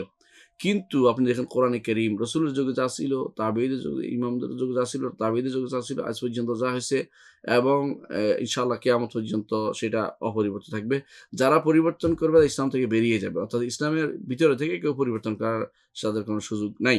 শুধুমাত্র কেউ যদি ইসলাম থেকে বেরিয়ে যায়, যেমন কাদিয়ানীরা, বোহরারা, বাহাইরা, এই জাতীয় লোকেরা, তারা যদি কোনো ভিন্ন কিতাব নিয়ে আসে, এটা অগ্রহণযোগ্য এবং সেটা তাদের কিতাব, এটা কোরআন আর হবে না, এটা কোরআন বলা হবে না। তাহলে কোরআন যেটা, সেটা হচ্ছে অবশ্যই আল্লাহ তাআলা সেটাকে হেফাজত করেছেন। যেই কোনো রকমের বিকৃতি, যে কোনো রকমের বাড়তি, যে কোনো রকমের কমতি, পরিবর্তন সবকিছু থেকে আল্লাহ তাআলা সেটা হেফাজত করেছেন। কিন্তু আগেকার কিতাবকে তারা হেফাজত করেন, সেখানে বাড়তি হয়েছে, কমতি হয়েছে এবং সেখানে বিকৃতি ঢুকেছে। কোরআন কারীমে আল্লাহ তাআলা বলছেন সূরা বাকারার ৭৯ নম্বর আয়াতে যে, ফাওয়াইলুল লিযিনা ইয়াকতুবুনাল কিতাবা বিআইদিহিম, তাদের জন্য ধ্বংস যারা কিতাব লেখে, তাদের নিজ হাতে কিতাব লেখে। থুম্মা ইয়াকুলুনা হাযা মিন ইনদিল্লাহ, তারপর এটা আল্লাহর পক্ষ থেকে আসছে। লিয়াশতারু বিহি থামানান কালিলা, এর মাধ্যমে তারা দুনিয়ার মূল্য গ্রহণ করে থাকে। আল্লাহ তাআলা এরপর বলছেন, ফাওয়াইলুল লাহুম মিম্মা কাতাবাত আইদিহিম ওয়াইলুল লাহুম মিম্মা ইয়াকসিবুন, তাদের জন্য ধ্বংস যে তারা নিজ হাতে লিখছে, এবং তাদের জন্য ধ্বংস এই জন্য যে তারা এটার অর্থ উপার্জন করতেছে। সূরায়ে বাকারা ৭৯ নম্বর আয়াতে আল্লাহ তাআলা বলেছেন। সূরায়ে আনআমের ৯১ নম্বর আয়াতে আল্লাহ তাআলা বলছেন, কুল মান আনজাল কিতাব আল্লাযী জাআ বিহি মূসা, বলুন হে নবী, কে নাজিল করেছে ওই কিতাব, যে কিতাবকে মূসা নিয়ে আসছে, হুদান, হেদায়েতের আধার হিসাবে, ওয়া নূরান, এবং নূর হিসাবে, মানুষের জন্য হেদায়েতের জন্য, মানুষের হেদায়েতের জন্য নিয়ে এসেছে। তাজআলুনাহু কারাতিসা, এগুলিকে তোমরা কাগজ আকারে তোমরা পেশ করে থাকো। তুবদুনাহা, সেগুলো তোমরা পেশ করো, প্রকাশ করো। ওয়া তুখফুনা কাসীরান, অনেক কিছু তোমরা গোপন করো। এর অর্থ হলো তারা তাদের কিতাবের অনেক কিছু তারা গোপন করে থাকে, এই তাওরাত অনুসারীরা। অন্য আয়াতে আল্লাহ তাআলা বলছেন, ওয়া ইন্না মিনহুম, ইহুদীদের মধ্যে, ইহুদীদের মধ্যে, লা ফারিকান ইয়ালউনা আলসিনাতুহুম বিল কিতাব, কিতাব হিসেবে মনে করে তাদের ভাষা মুখের মধ্যে সুন্দর করে শ্রুতিমধুর করে শোনায়, মনে করে যে লিতাহসাবুহু মিনাল কিতাব, যাতে করে রাসূল মনে করেন যে এটা বোধহয় কিতাব থেকে বলছে। ওয়া মা হুয়া মিনাল কিতাব, এটা কিতাবের অংশ নয়। ওয়া ইয়াকুলুনা হুয়া মিন ইনদিল্লাহ, তাদের অনেকে আবার বলে যে নিজেরা বানিয়ে লিখে বলে যে এটা আল্লাহর পক্ষ থেকে আসছে। আল্লাহ বলছেন, ওয়া মা হুয়া মিন ইনদিল্লাহ, আল্লাহর পক্ষ থেকে তা আসেনি। ওয়া ইয়াকুলুনা আল্লাহিল কাযিব ওয়া হুম ইয়ালামুন, জেনে শুনে তারা আল্লাহর উপর মিথ্যাচার করে থাকে। সূরা আল ইমরানের ৭৯ নম্বর আয়াতে আল্লাহ তাআলা আরো বলছেন, মা কান লিবাশারিন, আল্লাহ তাআলা কোনো মানুষকে যখন কোনো কিতাব দিবেন, হিকমত দিবেন, নবুয়ত দিবেন, সে কখনো বলতে পারে না যে আমার ইবাদত করো, আল্লাহকে ছেড়ে আমার ইবাদত করো। অথচ এই সমস্ত কিতাবের মধ্যে, এই তাওরাত, ইনজিলের মধ্যে এমন শিরকি কথাবার্তা আছে যেগুলোর অর্থ হচ্ছে এগুলি মানুষই লিখেছে, এগুলি কখনো আল্লাহর পক্ষ থেকে নাজিল করা হয়নি। শিরক কখনো নাজিল হয় না, বেদাত কখনো নাজিল হয় না, শিরিক নাজিল হয় না। শিরিক হচ্ছে মানুষের বানানো জিনিস। এজন্য সেখানে অনেক শিরিক রয়ে গেছে। অনুরূপভাবে সূরা মায়দার ১৫ থেকে ১৭ নম্বর আয়াতে আল্লাহ তাআলা বলছেন, ইয়া আহলাল কিতাব, হে আহলে কিতাব, অর্থাৎ ইহুদি নাসারারা, কাদ জাআকুম রাসূলুনা, আমাদের রাসূলরা এসেছে তোমাদের কাছে, ইউবাইয়িনু লাকুম কাসীরাম মিম্মা তুখফুনা মিনাল কিতাব, তোমাদের কাছে বর্ণনা করছে অনেক কিছু যেগুলো তোমরা কিতাবের মধ্যে গোপন করে রাখছো। কিতাবের অনেক কিছু যেগুলো গোপন করে রাখছো, আর রাসূল সেগুলি বর্ণনা করে দিচ্ছেন। যেমন একবার রাসূলুল্লাহ সাল্লাল্লাহু আলাইহি ওয়াসাল্লাম দরবারে এসে তারা বলল যে, তাদের মধ্যে এক লোকে, বিবাহিত এক লোকে তাদের মধ্যে করেছে, জিনা করেছে, ব্যভিচার করেছে। রাসূল বললেন যে, তোমাদের কিতাবে এটার বিধান কি? তারা বলল যে, নির্দ্বিধায় বলে দিল যে, মুখে কালি করা এবং রাস্তায়, রাস্তায় তাকে দেখিয়ে তাকে অসম্মান করা। তো রাসূলুল্লাহ সাল্লাল্লাহু আলাইহি ওয়াসাল্লাম বললেন যে, তোমাদের কিতাবে এইটা আছে না? তোমাদের কিতাবে রজম থাকার কথা। রজম অর্থ হলো পাথর মেরে মারার কথা। তারা অস্বীকার করল। তখন বলল যে, কিতাব নিয়ে আসো। কিতাব নিয়ে আসলো। তারা কি করলো? হাত রেখে যে জায়গাতে লেখা আছে রজমের কথা, সেখানে হাত রেখে এদিক সেদিক পড়তেছে। তো আব্দুল্লাহ ইবনে সালাম রাদিয়াল্লাহু আনহু তিনি উপস্থিত, তিনি বললেন, ইয়া রাসূলুল্লাহ, সে হাত রেখে দিচ্ছে। আপনি তাকে হাত সরাইতে বলুন। তো হাত সরাই বলছে, আবার দেখা যাচ্ছে ওখানে আয়াতুর রজম আছে, অর্থাৎ রজম করার কথা সেখানে রয়েছে। এটা তো তারা এরকম করতো, তারা গোপন করতো। কিন্তু আল্লাহ তাআলা রাসূলের মাধ্যমে সেটাকে প্রকাশ করে দিতেন। তো তাদের অনেক কিছু কোরআন দিয়ে আল্লাহ তাআলা প্রকাশ করে দিয়েছেন যে কি আসলে সেখানে কি ছিল এবং কি তারা সেখানে আতেমা বা অপরাধী হাত সেখানে ঢুকেছে, বাম হাত ঢুকে তারা পরিবর্তন করেছে, আল্লাহ তাআলা সেটা প্রকাশ করে দিয়েছেন। সর্বশেষ দেখুন, এটা তো হলো তাওরাতের কথা। ইনজিলের মধ্যে আরো আশ্চর্য হচ্ছে, বর্তমানে ইনজিল যেটা আছে, মার্ক বা মথি, আ উম আ যোহন, লুক, এই ৪ জনের লেখা যে ইনজিল রয়েছে, ইনজিল তারা এটাকে নিউ টেস্টামেন্ট বলে বা বাইবেল বলে যেটা। বাইবেল ২ টাকে মিলে বাইবেল বলা হয় সাধারণত। উম অ্যা ক বাইবেল বলা হয়, বাইবেল বলে তারা ইয়াকে এ ওল্ড টেস্টামেন্ট, নিউ টেস্টামেন্ট ২ টাকে মিলে তারা বাইবেল বলে। তো এগুলিকে বাইবেল বলা যদিও খুব একটা গ্রহণযোগ্য না। তারপরে আমরা বলব, হ্যাঁ, বাইবেল তো জাস্ট অ্যা উম এই একটা মলাট বাঁধা বই অর্থে ব্যবহার করা হয়। বাইবেল অর্থ যেটাকে বলা হয়, যেটাকে বাঁধাই করা একটা বই হিসেবে রয়েছে। সেই হিসেবে যেটাকে ১ খণ্ড বা ২ খণ্ড হিসেবে ভলিউম যেটাকে বলা হয়, সেই বাইবেল সেইটা অ্যা বলা যেতে পারে। তো কিন্তু এই কিতাব যে উম অ্যা নাজিল এই কিতাব যে এই ৪ টা কিতাব হয়ে গেল। ঈসা আলাইহিস সালামেরটা কিন্তু সেখানে নাই। সেজন্য লোকেরা যুগ, যুগ ধরে দেখতেছিল যে ৪ এর মধ্যে ৪ টি কিতাবের মধ্যে কিন্তু বিশাল সমস্যা। কেউ আ ঈসা আলাইহিস সালামকে ফকির বানিয়ে ফেলছে, কেউ ঈসা আলাইহিস সালামকে ধনী বানিয়ে ফেলছে। একেকজন একেক রকম করছে। কেউ দাউদের বংশধর বানাইছে, কেউ হারুনের বংশধর বানায়, দাউদের বংশধর বানায় নাই। কেউ মুসার বংশধর বানিয়েছে। বিভিন্ন রকমের সমস্যা সেখানে রয়েছে। কিন্তু আ আ কিন্তু এই কোরআনে কারীম সেটা বলে দিয়েছেন যে এদের মধ্যে যে বানিয়েছে সেটা কখনো সত্য না। কোরআনে কারীম বলছেন যে তাদের এই সমস্ত ভুল তথ্যকে কোরআনে কারীম ধরে দিয়েছে। দেখুন, তাওরাত যদি, ইনজিল যদি কোনো ঈসার উপর নাজিল হওয়া ইনজিল হতো, তাহলে ঈসা আলাইহিস সালামের মৃত্যু বর্ণনা আসার সুযোগ ছিল না। মৃত্যু বর্ণনা তো নাজিল হয় না। আপনি বুঝতে পারছেন কিনা? মানে ই ই আপনি আজকে ইনজিল পড়লে দেখবেন যে ঈসা এরপরে মারা গেছে, ৩ দিন পরে উঠছে, ৩ দিন পরে লোক একটা আসছে, এগুলো সমস্ত ঘটনা কার উপর নাজিল হবে? ঈসা তো মরেই গেছে তাদের নিকট। তাহলে নাজিল হইল কার উপরে? এগুলো বোঝা গেল যে এগুলি তারা বানিয়েছে। পুরোপুরি নিজেরা বানিয়েছে। বরং এটা তাদের ইতিহাস হিসেবে লিখেছে। এটা কোনো মূল ইনজিল নয়। মূল ইনজিলের অস্তিত্ব কোথাও নাই। সেটা হারিয়ে ফেলেছে। কারণ তাদের উপরে অমানসিক জুলুম চলেছিল ইহুদীদের পক্ষ থেকে এবং অন্যদের পক্ষ থেকে। এইজন্য তারা এই মূল ইনজিলকে তারা হেফাজত করতে পারেনি। যেমনিভাবে ইহুদিরাও মূল অ্যা ইন হি মূল তাওরাতকে হেফাজত করতে পারেনি। নাসারারাও মূল ইনজিলকে হেফাজত করতে পারেনি। তথা হেফাজত সংরক্ষণ করতে পারেনি। ইহুদিরা করতে পারেনি, কারণ ইহুদিদেরকে বারবার বেবিলনে তাদেরকে হিসেবে, বন্দী হিসেবে নিয়ে আসতো এবং সম্রাট বুখতানাসর এবং আরেকজন সম্রাট ক্রোশ বা এরা সবাই মিলে বারবার তাদেরকে নিয়ে আসছে এবং তাদের ভঙ্গ করে দিয়েছে। তাদের ইবাদতখানা এবং তাদেরকে বাইতুল মাকদিস থেকে বেঁধে রেখেছে ব্যাবিলনে অনেকদিন ছিল। কষ্ট দিয়েছে তাদেরকে। তারপর তারা যখন চলে যায়, তো অনেকে সেটা আর সংরক্ষণ করতে পারেনি তাদের তাওরাতকে। ইনজিলের ব্যাপারেও ঠিক একই রকম ছিল। কারণ ইনজিলের ব্যাপারে ৩২৫ পর্যন্ত তারা একটা স্বাভাবিক অবস্থায় ছিল। তাদের মধ্যে এত বড় মতভেদ ছিল না। বা এর আগে মতভেদ ছিল, তখন প্রথম মতভেদ শুরু হয় সেখানে যখন শাউল বা সাধু পলকে যখন তাদের অ্যা তাদের বার্নাবা কর্তৃক সাধু ফলকে বাপ্তিস্ম করে তাকে বিভিন্ন জায়গায় পাঠানো, তখন সে ভিন্ন রকমের দিন হিসেবে উপস্থাপন করলো। ঈসা আলাইহিস দিনকে সে বিকৃতি সাধন করলো। ঈসা আলাইহিস দেয়া দিনকে সে বিকৃত করে দিল। এরপরে অ্যা এরপরে আর তারা সঠিক পথে আসতে পারেনি। যতবার তারা একত্রিত হয়েছে, ততবার একে অপরকে লানত করতে, করতে আলাদা হইছে। অর্থাৎ তারা পরস্পর শুধু লানতই করেছে, কিন্তু কোনদিন তারা একমত হইতে পারেনি। এটা হচ্ছে নাসারাদের কারবার। নাসারা কখনো তাদের কিতাবের ব্যাপারে একমত হতে পারেনি। এই জন্য তাদের কিতাব কখনো তারা কখনো খুঁজে বিশুদ্ধ কিতাবটি তারা দেখাতে পারবে না। এদের কিতাবের মধ্যে একটি আছে ইনজিলে বার্নাবা, নাসারাদের ইনজিলে বার্নাবা, বার্নাবার ইনজিল। এটা খুব নামডাক করে বিভিন্ন দেশে বিভিন্ন ভাষাতেও অনুবাদ হয়েছে। বাংলা ভাষায় অনুবাদ হয়েছে, আরবিতেও আছে। মূলত আরবিতে তো এটা ছিল না, আরবিতে অনুবাদ হয়েছে। এরপরে সেটা অনুবাদ হয়েছে, ইংরেজিতে অনুবাদ হয়েছে। ইনজিলে বার্নাবা, বার্নাবাসের ইনজিল যেটা, সেটার সাথে অনেকটাই কোরআনের কিছু জিনিসের মিল আছে।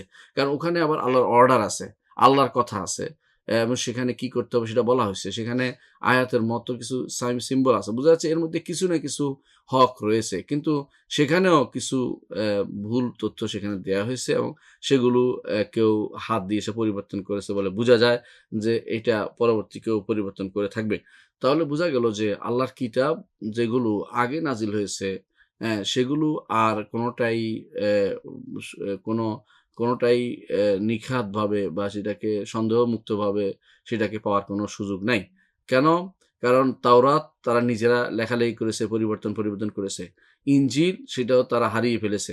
হারিয়ে ফেলে এবং তারা নিজেরা ইতিহাস গ্রন্থের মতো একটা লিখে ৪ জনে, সেটাকে তারা তাওরাত মনে করে বসেছে। জাবুর সেটা ছিল তাওরাত এবং ইনজিলের মাঝখানে নাশিদ দাউদের গান বলা হয়তো একটা অংশ। সেটা কেউ বলা হচ্ছে যে এটা হচ্ছে জাবুর। এটা নাও হতে পারে। আবার এটা কেউ বলছে এটা জাবুর। এটা হলে এটার মধ্যে এটার মধ্যে অনেক গানের মতো আছে। অর্থাৎ শুধু আল্লাহর প্রশংসা করা আছে এটাতে। কিন্তু সেখানেও কিছু এমন তথ্য আছে যেগুলো আল্লাহর বাণী বলে বলা কঠিন। এইজন্য সেখানেও সন্দেহ ঢুকে গেছে। কিন্তু এর বাইরে যেগুলো আছে সহিফা, সেগুলোর মধ্যে কিছু সহিফা আমরা পাই বর্তমান বাইবেলের বিভিন্ন জায়গা থেকে। কিন্তু সেগুলো যে নূহ আলাইহিস সালাতু ওয়াস সালামের, বা সেগুলো যে ইব্রাহিম আলাইহিস সালাতু ওয়াস সালামের বা মুসার, সেগুলো সরাসরি কোনো প্রমাণ আমাদের কাছে নাই। সেজন্য আমরা বলব যে কিতাবের মধ্যে ৪ টি কিতাব, আর সহিফার মধ্যে ২ টি সহিফার কথা উল্লেখ আছে। আর এর বাইরে আর কোনো কিতাবের অস্তিত্ব খুঁজে পাওয়া যায় না। আর কোনো কিতাবের অস্তিত্ব খুঁজে পাওয়া যায় না। এইজন্য আল্লাহ তাআলা কোরআনে কারীমে অ্যা কোরআনকেই একমাত্র তাদের সমস্ত বাণী, কথাবার্তা, আকীদা সবকিছুর উপরে সেটাকে পার্থক্যকারী হিসাবে, সেটাকে বিচারক হিসেবে নিয়োগ করেছেন। সুতরাং কোরআনের সাথে মিললে আলহামদুলিল্লাহ মিলল, না মিললে ওটা বাদ, কোরআনকে নিতে হবে। কোরআনের সাথে মিলে নাই বলে ওইটাকে বারবার পড়া তাহলে সমস্যার কারণ হবে, এবং এটা ফিতনার কারণ হবে। অনেকেই এই ফিতনা থেকে আর বের হইতে পারবেন না। তাহলে আমরা দেখতে পাচ্ছি যে তারা নাসারারা কোরআনে অনেক কিছু লুকাতো, ইহুদিরা অনেক কিছু লুকাতো। কিন্তু নাসারারা আবার এর চেয়ে বড় কাজও করতো। এইটা তো কুফরি, শিরকও করতো তারা। কারণ আল্লাহ তাআলা বলছেন, লাকাদ কাফারাল্লাযীনা ক্বালু ইন্নাল্লাহা হুয়াল মাসীহু ইবনু মারইয়াম। যারা বলে যে আল্লাহ হচ্ছে মাসীহ ইবনে মারইয়াম, মারইয়ামের পুত্র মাসীহ হচ্ছে আল্লাহ, নাউযুবিল্লাহ। তারা আ অবশ্যই আল্লাহর সাথে কুফরি করেছে। অবশ্যই আল্লাহ সূরা মায়দার ১৭ নম্বর আয়াতে আল্লাহ তাআলা সেটা বলেছেন। তো আমরা দেখতে পাচ্ছি যে কিতাবের ব্যাপারে আমাদের এই বিশ্বাস সবসময় রাখতে হবে যে আল্লাহর কিতাব যে নাজিল হয়েছে, সেটা বিভিন্ন সময়ে নাজিল করেছেন আল্লাহ তাআলা। নবী রাসূলদের উপর আল্লাহ তাআলা কিতাব নাজিল করেছেন। নবী রাসূলরা যতক্ষণ পর্যন্ত এই কিতাব তাদের কাছে ছিল, ততক্ষণ পর্যন্ত হেফাজতে ছিল। তারা চলে যাওয়ার পরেই এই কিতাব যখন মানুষের হাতে চলে গেছে, তখন তারা সেটাকে হেফাজত করতে পারেনি, এবং সেটা অনেকেই সেটাকে হারিয়ে ফেলেছে। তারপর যেমন তাওরাতের ব্যাপারে বলা হয়, তারা পুরোপুরি হারিয়ে ফেলেছে। বাবেলের পরে, বাবেলের যখন ব্যাবিলনে যখন তাদেরকে নির্বাসন দেয়া হয় বা তাদেরকে বন্দী হিসেবে নিয়ে আসা হয়, তারপর তারা হারিয়ে ফেলেছিল। তখন বলে যে উযাইর নামে এক বালক বা আশ্চর্য বালক, সে সেটাকে পরিপূর্ণভাবে সেটা আদায় করে দিয়েছিল। এ ব্যাপারে কোনো সরাসরি কোনো প্রমাণ নাই। কারণ এটা আসলে দাবি। এজন্য তারা উযাইরের উপর খুশি হইয়া বলতো, উযাইর আল্লাহর ছেলে, নাউযুবিল্লাহ। নাসারারা বলতো যে ঈসা আল্লাহর ছেলে, ইহুদিরা বলতো উযাইর আল্লাহর ছেলে। আল্লাহ তাআলা কোরআনে কারীম বলেছেন, ওয়াকালাতিল ইয়াহুদু উযাইরুন ইবনুল্লাহ। ইহুদিরা বলে উযাইর আল্লাহর ছেলে। ওয়াকালাতিন নাসারা আল মাসীহু ইবনুল্লাহ। নাসারারা বলে মাসীহ আল্লাহর ছেলে। আল্লাহ তাআলা বলেন, যালিকা কাউলুহুম বিআফওয়াহিহিম। তারা হচ্ছে এটা হচ্ছে মুখের কথা। ইউদাহিউনা বিকাউলিল্লাযিনা কাফারু মিন ক্বাবলু। এর মাধ্যমে তারা কাফেরদের কথার সাথে মিলে। কারণ কাফেররা এটা দিয়া কাফেরদের মতো করে তারা বানিয়ে নিয়েছে। আল্লাহ তাআলা কখনো সন্তান গ্রহণ করেননি। আল্লাহ তাআলা কোরআনে কারীম বলেছেন, মাত্তাখাযাল্লাহু মিন ওয়ালাদিন ওয়া মা কানা মাআহু মিন ইলাহিন ইযাল লাযাহাবা কুল্লু ইলাহিন বিমা খালাকা ওয়া লা আলা বা'দুহুম আলা বা'দ। মাত্তাখাযাল্লাহু মিন ওয়ালাদিন। আল্লাহ কোনো সন্তান গ্রহণ করেননি। মাত্তাখাযাল্লাহু মিন ওয়ালাদিন ওয়া মা কানা মাআহু মিন ইলাহিন, আল্লাহ তাআলার সাথে কোনো ইলাহ নেই। হ্যাঁ, কেন আল্লাহ তাআলার জন্য সন্তান হওয়া কখনো সম্ভব না। আল্লাহ তাআলা এটা বলে দিয়েছেন, ওয়া মা ইয়ানবাগি লির-রহমানি ইত্তাখিযা ওয়ালাদা। রহমানের জন্য কখনো উচিত নয় বা তার জন্য সম্মানের সাথে মর্যাদার সাথে উপযুক্ত নয় সন্তান গ্রহণ করা। কেন? সন্তান মানুষ কেন গ্রহণ করে? সন্তান গ্রহণ করে এইজন্য সে তার নামটা রেখে যেতে চায় দুনিয়ার বুকে ১। দ্বিতীয়ত সে মনে করে যে সন্তান তার সহযোগী হবে ২। ৩ নম্বর সন্তান দিয়ে সে আনন্দ উপভোগ করতে পারে। তারা সন্তান নিয়ে সে খুশি হতে পারে। সে থাকবে না। তার সন্তান তার পরবর্তী জমি, জামা, জিরাত এগুলো দেখাশোনা করবে। তার পরবর্তীতে তার জন্য দোয়া করবে ইত্যাদি, ইত্যাদি। আল্লাহর জন্য এটা সাব্যস্ত করা হচ্ছে বোকামি ছাড়া আর কিছুই নয়। এজন্য আল্লাহ তাআলা কোরআনে কারীম বলেছেন যে তাকাদুস সামাওয়াতু ওয়াল আরদু ইয়াতাফাত্তারনা মিন ফাওকিহিন্না আ ওয়া তানশাক্কুল আরদু ওয়া তাখিরুল জিবালু হাদ্দা আন দা'উ লির-রহমানি ওয়ালাদা ওয়া মা ইয়ানবাগি লির-রহমানি আন ওয়ালাদা ইন কুল্লু মান ফিস সামাওয়াতি ইল্লা আতির-রহমানি আবদা লাকাদ আহসাহুম ওয়া আদ্দাহুম আদ্দা ওয়া কুল্লু মা আতি ইয়াউমাল কিয়ামাতি ফারদা। সূরা মারইয়ামের মধ্যে আল্লাহ তাআলা শেষের দিকে শেষ পৃষ্ঠায় এটা আসছে, আল্লাহ তাআলা বলছেন যে তারা বলে ওয়াকাল তাখাযা রহমানু ওয়ালাদা, তারা বলে যে রহমান সন্তান গ্রহণ করেছে। লাকাদ জিতুম শাইআন ইদ্দা, খুব মারাত্মক কথা তোমরা বলেছ। তাকাদুস সামাওয়াতু ইয়াতাফাত্তারনা মিন ফাওকিহিন্না, তাদের উপর থেকে আসমান ভেঙে পড়ার উপক্রম হয়। ওয়া তাখিরুল তাকাদুস সামাওয়াতু ইয়াতাফাত্তারনা মিন ফাওকিহিন্না এবং ওয়া তাখিরুল জিবাল এবং পাহাড় ভেঙে পড়ার উপক্রম হয়। আন দা'উ লির-রহমানি ওয়ালাদা, রহমানের জন্য সন্তান বলা এটা কঠিন ব্যাপার। আল্লাহ তাআলার কাছে এটা অত্যন্ত, আল্লাহ তাআলা ক্রোধকে ত্বরান্বিত করে দেয় এই রহমানের জন্য সন্তান বলাটা। আ বরং ইন কুল্লু মান ফিস সামাওয়াতি ওয়াল আরদি ইল্লা আতির রহমানি আবদা, আসমান এবং জমিনে যা আছে সবই হচ্ছে আল্লাহর দাস। আল্লাহর দাসত্ব করছে সবাই, আল্লাহর দাস হিসেবে আছে। কোনো মানুষ হোক, জিন হোক, ফেরেশতা হোক, কেউই আল্লাহ তাআলার সমকক্ষ নয়, সবাই হচ্ছে আল্লাহর দাস। এটা মনে রাখতে হবে। এটা আল্লাহ তাআলা বলেছেন। এরা তো নবী রাসূলগণের শিক্ষার মূল জিনিস হচ্ছে এটা, যে তাদের কাছে তারা মানুষ ঠিক আছে, কিন্তু তারা মানুষ কেন? মানুষ না হলে মানুষ থেকে হেদায়েত নেয়া কঠিন হয়ে পড়ে। সেজন্য আল্লাহ তাআলা মানুষ আকারে তাদেরকে পাঠিয়েছেন। কিন্তু তাদেরকে একটা কিতাব দিয়েছেন। সেই কিতাব দিয়ে আল্লাহ তাআলা তাদের কিতাব দিয়েছেন। সেই কিতাব দিয়ে তারা মানুষদেরকে হেদায়েতের পথে নিয়ে এসেছেন এবং সেই কিতাবের উপর আমল করতে তাদেরকে নির্দেশ দেয়া হয়েছে। তাই কিতাবের উপর আমল করতে তাদেরকে নির্দেশ দেয়া হয়েছে। যখন সর্বশেষ কিতাব আসছে, একেবারে লাস্ট টেস্টামেন্ট সর্বশেষ কিতাব আসছে, সেটা হচ্ছে কোরআনে কারীম। সেটা যখন আসছে তখন আর আগের কোনো কিতাবের উপরে আমল করার কোনো সুযোগ নাই, আমল করার কোনো সুযোগ নাই। তো এইজন্য আগের কিতাবগুলো আরেকটু কারণ হচ্ছে, সেটা হচ্ছে তার বিকৃত করে ফেলছে। সেটার মধ্যে আর বাস্তবতা বলতে খুব কমই আছে। যদি একেবারে নাই আমরা বলছি না। কিছু জিনিস আছে কিন্তু বেশিরভাগই পরিবর্তিত। তো এখানেও বোঝা যাচ্ছে যে আল্লাহর কিতাবের উপর ঈমান আমাদের আনতে হবে এইভাবেই। তো যেভাবে আমরা বলেছি এভাবে আল্লাহর কিতাবে আনতে হবে। আল্লাহর কিতাবের উপর ঈমান আনলে কি লাভ? লাভ হচ্ছে একটাই, যে দুনিয়ার মানুষ যখন বিপদে পড়ে যাবে, কোনো সমস্যায় পড়ে যাবে, তখন সে কোরআনের দিকে ফিরে আসতে পারবে। আল্লাহ তাআলা কোরআনে কারীম বলেছেন, ফাইন তানাযাতুম ফি শাইইন ফারুদ্দুহু ইলাল্লাহি ওয়া রাসূল, যদি কোনো বিষয়ে তোমাদের মতভেদ, আল্লাহর কাছে ফিরে আসো, রাসূলের কাছে ফিরে আসো। মুসান্নিফিন কুতুবিদ্দিন সবাই একমত, এমনকি আহলুস সুন্নাহ জামাতের সবাই একমত যে আল্লাহর দিকে ফিরে আসার অর্থ আল্লাহর কিতাবের দিকে ফিরে আসা, আর রাসূলের দিকে ফিরে আসার অর্থ হচ্ছে রাসূলের সুন্নাহর দিকে ফিরে আসা। আল্লাহ তাআলা কোরআনে কারীম বলেছেন যে তোমরা আতিউল্লাহ ওয়া আতিউর রাসূলা, আল্লাহর আনুগত্য করো, রাসূলের আনুগত্য করো। এর অর্থ হচ্ছে আমরা এর বেশি সামনে এগোতে পারবো না, বা এর বেশি আল্লাহ এবং রাসূলের আনুগত্যের বাইরে অন্য কিছু করা আমাদের পক্ষে সম্ভব না, করা জায়েজও নেই। তাহলে কিতাব বলতে যেটা বুঝাচ্ছি, সেই কিতাব হচ্ছে কোরআনে কারীম। কোরআনে কারীমের উপরে আমাদের বিশ্বাস কি থাকতে হবে? কোরআনে কারীমের উপর আমাদের বিশ্বাস থাকতে হবে এটাই, যে কোরআনে কারীম অবশ্যই আল্লাহর বাণী। কোরআনে কারীম কোনো মানুষের বাণী নয়। আল্লাহ তাআলা এটা কথা বলেছেন, যখন ইচ্ছা তখন তিনি কথা বলেছেন। কোরআনে কারীম কি আম আদি কিনা বা কাদিম না হাদিস, এটা হলো প্রশ্ন। কোরআনে কারীম আল্লাহর বাণী, আল্লাহর বাণী সেটা বলতে হবে এভাবে যে সেটা আল্লাহ তাআলা যখন কথা বলার তখন কথা বলেছেন। কোরআনে কারীম সেটা লাওহে মাহফুজে রেখেছেন এবং সেটা নাজিল করেছেন বাইতুল ইজ্জাতে, এবং সেটা নাজিল করেছেন ২৩ বছর জিন্দেগিতে মুহাম্মদ সাল্লাল্লাহু আলাইহি ওয়াসাল্লামের উপরে। যখন যেটার কথা বলা দরকার তখনকার হিসাবে এটা নতুন, কিন্তু এটা মৌলিকভাবে সেটা পুরাতন। এটাকে বলা হয় কাদিমুন নূহ হাদিসুল আহাদ। কাদিমুন নূহ হাদিসুল আহাদ। এটার ধরন পুরাতন প্রকার, কিন্তু এটার কোনো অবস্থান নাজিল হয়েছে তখনকার সময়ে রাসূলুল্লাহ সাল্লাল্লাহু আলাইহি ওয়াসাল্লামের যুগে হাদিসুল আহাদ, অর্থাৎ যেটা নাজিল হয়েছে একক হিসাবে সেটা নতুন, একক হিসাবে সেটা আসছে। কিন্তু কোরআনে কারীম আল্লাহর বাণী, আল্লাহ তাআলার বাণী। আর আল্লাহ তাআলার বাণী সেটা ২ ধরনের গুণ আল্লাহ তাআলার বাণীটা। একটা হচ্ছে বাণী, আল্লাহর বাণীটা হচ্ছে দাতি গুণ, সত্তাগত গুণ, তিনি সবসময় কথা বলার অধিকারী ছিলেন। আরেকটা হচ্ছে সেটা হচ্ছে কর্মগত গুণ বা ফেইলি গুণ বা কর্মগত গুণ, কারণ তিনি যখন ইচ্ছা তখন কথা বলেন। তিনি তাওরাত দিয়ে যা বলেছেন কোরআন দিয়ে তা বলেননি, ইনজিল দিয়ে যা বলেছেন জাবুর দিয়ে তা বলেননি। এর অর্থ হচ্ছে প্রত্যেকটি কিতাবের ভাষ্য আলাদা এবং অর্থ আলাদা।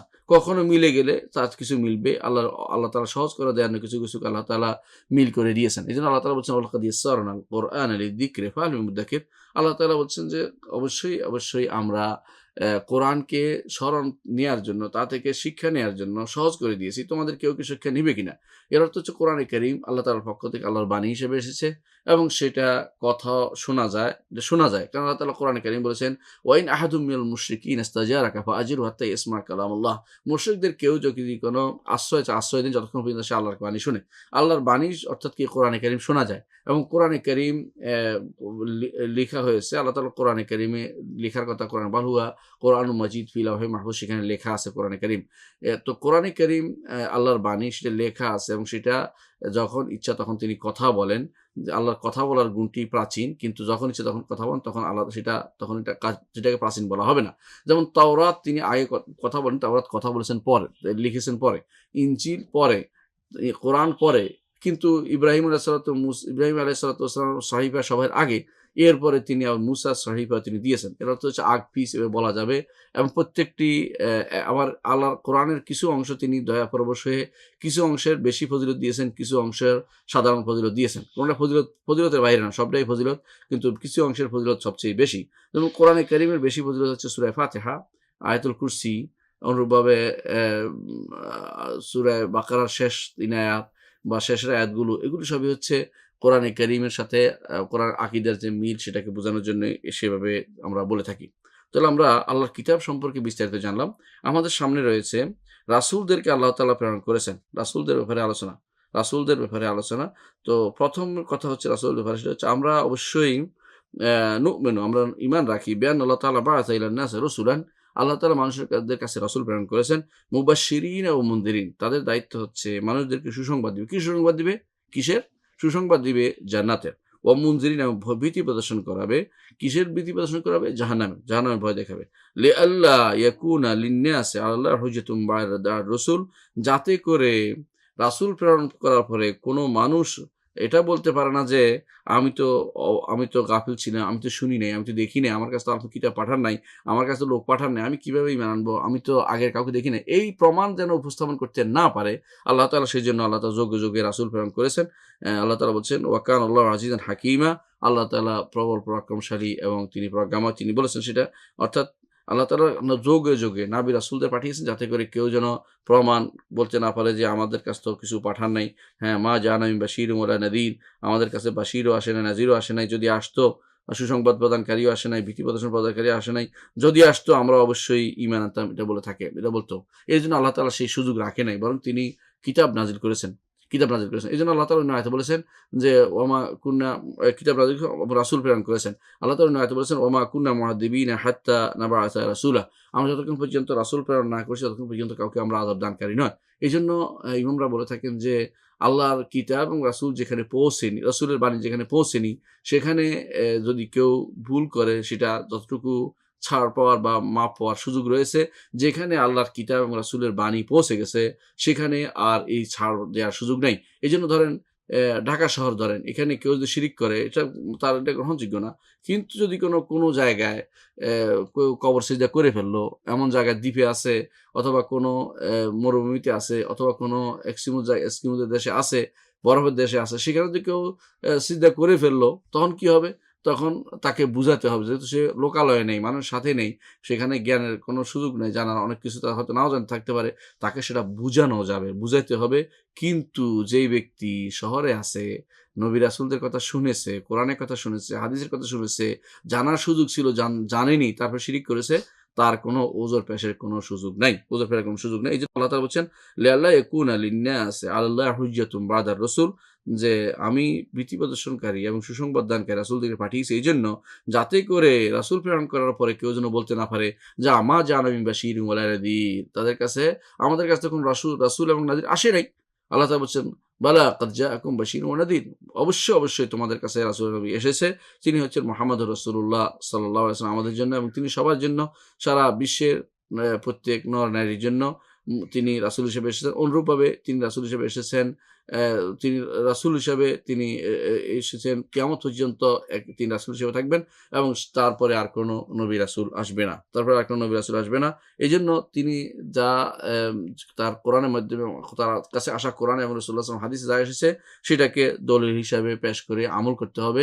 এ এ কেউ যেন এটা না বলে যে আমি তো শুনতে পাইনি বা আমি তো জানতে পারিনি। কারণ জানার সুযোগ ছিল এবং প্রচুর পরিমাণে দায়ীরা আল্লাহর পথে আহ্বানকারী তাদের কাছে গেছে, কিন্তু তারা সেটাকে যথাযথভাবে গ্রহণ করেনি।